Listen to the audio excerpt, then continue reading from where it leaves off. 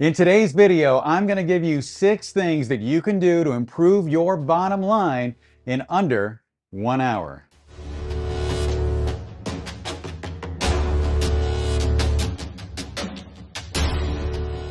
Welcome back, everyone. If you could please like and subscribe, I would really appreciate it. So as I said, in today's video, I'm going to go over 6 things that you can do in order to improve your bottom line, hopefully in less than 1 hour. So the first thing I want to talk about today is the branding on your website, and more specifically, possibly your bio page. So I've been going to a lot of photographers' websites lately, and doing research for this video, and I just want to say up front, I hope this doesn't seem like a rant today.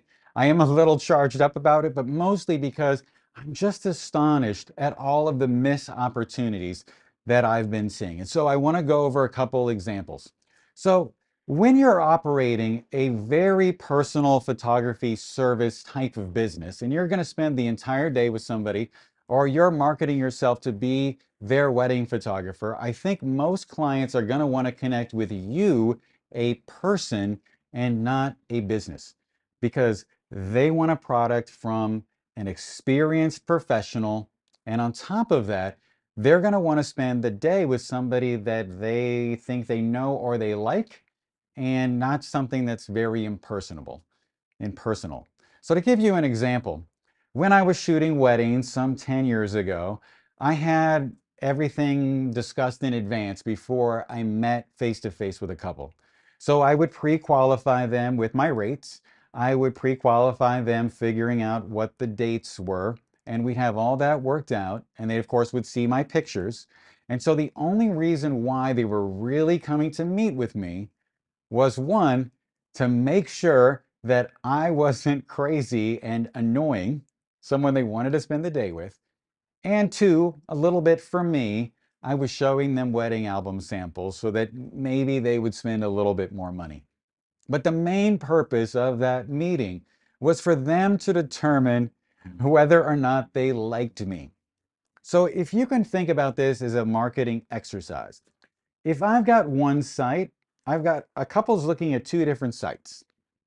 And this site and this site, they have the same exact sort of style of work. The portfolios are very equal, at least to the untrained eye. And this one has a bio page, and this is called Chris Johnson Photography. And there's everything there about Chris and how Chris likes to walk their dog, and went to Paris last year, and they really enjoyed travel and learning how to speak other languages on an app on their phone. And then you have this company, and by the way, all the URLs I'm going to use today are just things I'm making up on the spot. They might sound like real photography businesses. In fact, they may actually be real photography businesses. So just know that all of these things, they're just made up. I'm not referring to the actual business. So let's say that this business is imagemakersphotography.com. And this is all about how ImageMakers is great at providing these services, and they have over 20 years of experience photographing weddings, and blah, blah, blah, blah, blah. Well, that's going to sway some customers, but I think in today's environment, most people are going to want to hire Chris because they're going to spend the day with Chris, or at least I should say, they're going to want to meet with Chris in order to figure out if Chris is crazy or a jerk, for instance. So just keep that in mind. Some other missed opportunities that I've seen lately is when you're really missing a chance to connect with your target audience. So I went to a site that was like everydaywoman.com. And on that site, there was all of this language about empowering the everyday woman to feel good about her body and her age, and that there was going to be a magazine with the 52 women that got the sessions for the year, and they were all going to pay $5,000 for this great opportunity to be in this gallery exhibit. And then I went to the About page, and on the About page, there was information about where the studio was located and how large the studio was, and I have no idea. But one thing that was missing, the identity of the photographer. In fact, it was nowhere on the site. And then I clicked on the Facebook icon at the bottom of the page, and it took me to a Facebook business page. And guess what? The profile picture showed a middle-aged woman. And this was I think, a big miss for her or them to connect with the customer.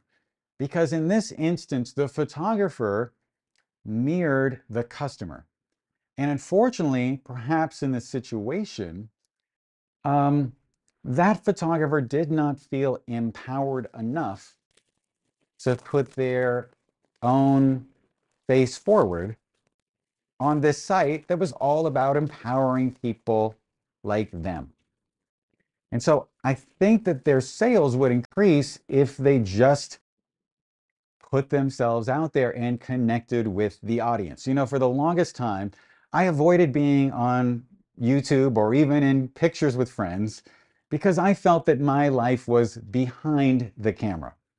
And I had to get it through my head that I needed to be in front of the camera, because today we are actually part of the product, like it or not. That for the most part, unless we're running a commodity style business and we're trying to do school pictures or we're trying to do headshots for every bank branch for a major company across the entire country, just know that for the most part, we, the photographer, the artist, are going to be part of the product in some way or another. And this brings me up to my second thing that you can do, and that is to post a bio picture on your site. And perhaps even post a bio picture there and on your Facebook page very often. If you remember that when you posted your latest Facebook bio page, that particular bio picture, that particular picture got all sorts of likes and attention and impressions. And it's a great opportunity for you to connect organically, well, visually with your audience, but it's also great organic online marketing because all of a sudden your name is going to be out there in front of people. And then maybe more likely those people will call you or remember to call you. That sort of thing. Now, this isn't on my list, but I went to a networking event this weekend. And it was a very low-key networking event. But I saw two people there who I knew from olden times before COVID. And both of them said they were going to hire me. I didn't even need to go up and talk to anybody new. I just needed to put my face out there in front of my existing audience and pull in, hopefully, pull in that business. And the same thing will happen about putting out new pictures of yourself. Now, the third thing is really about your audience. I've seen so many social media accounts over the years where they are totally missing an opportunity.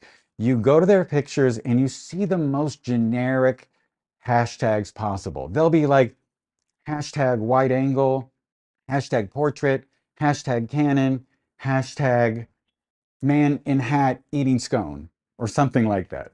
Something worthless, okay? There's no mention in there about Chicago photographer or Chicago headshots or Chicago headshot photographer. All of these are hashtags that I use to market my business. And I've actually had people hire me off of Instagram because they've clicked on hashtags and gone surfing on these hashtags and looked until they saw a good picture, and then they contacted me to do a shoot. So just keep in mind that you want to be speaking to a new audience when you're putting your pictures on social media, and using hashtags that are germane to your business and your services are a great way to do it. But before we move on, I just wanted to say that if you enjoy learning from me in these videos, you probably would also enjoy reading my 2 lighting handbooks. Volume 2, which just came out, has 23 different one light setups, and Volume 1 breaks down 20 different multiple light setups. In each of these digital downloads, you'll find behind the scenes photos, diagrams, and the final images, as well as a full breakdown of how I got the images.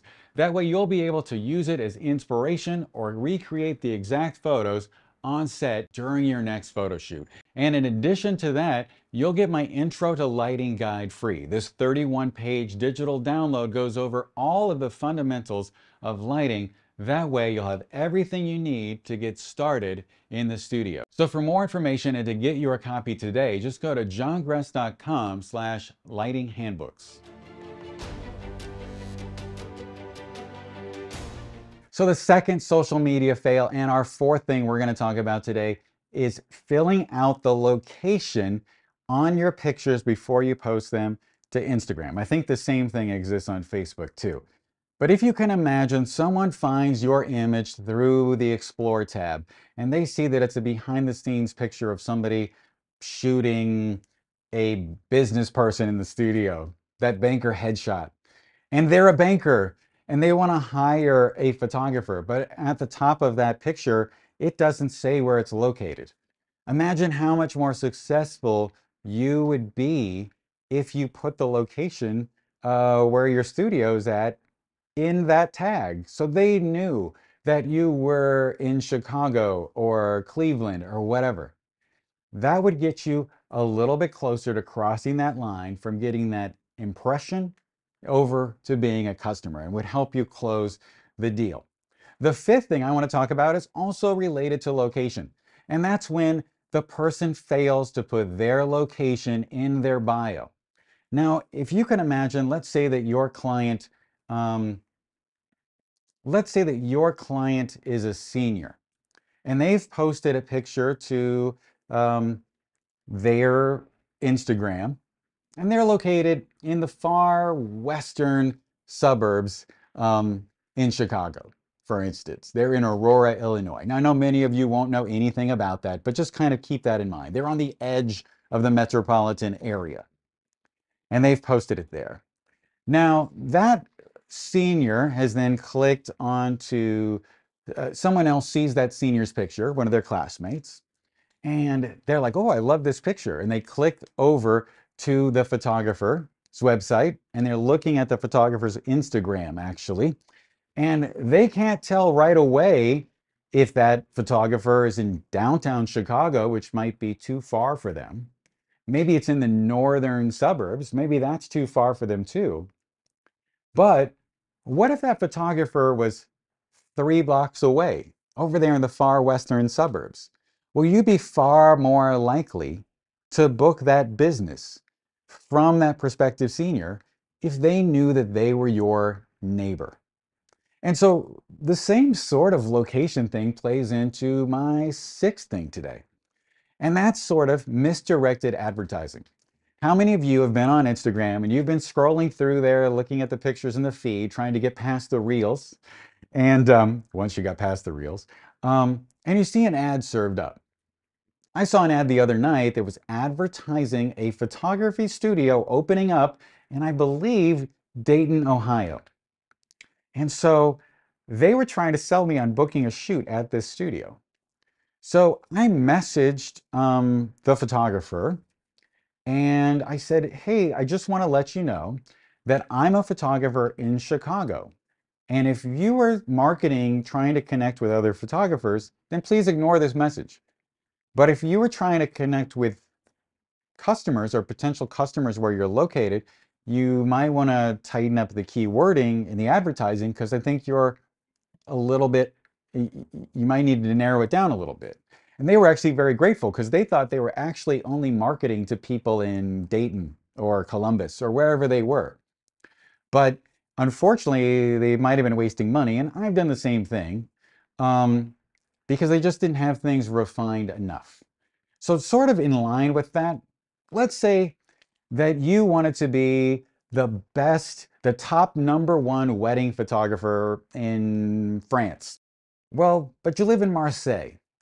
Now you could market to people that are in Paris and Lyon and Normandy. But do you think that you're going to get those people to get on perhaps a high-speed train and go meet with you just in order to see if you're crazy and if they want to spend the day with you? Well, the odds probably aren't that great because I don't think most people are going to go to that extent to find a wedding photographer, especially when there are probably a lot more of them closer to home.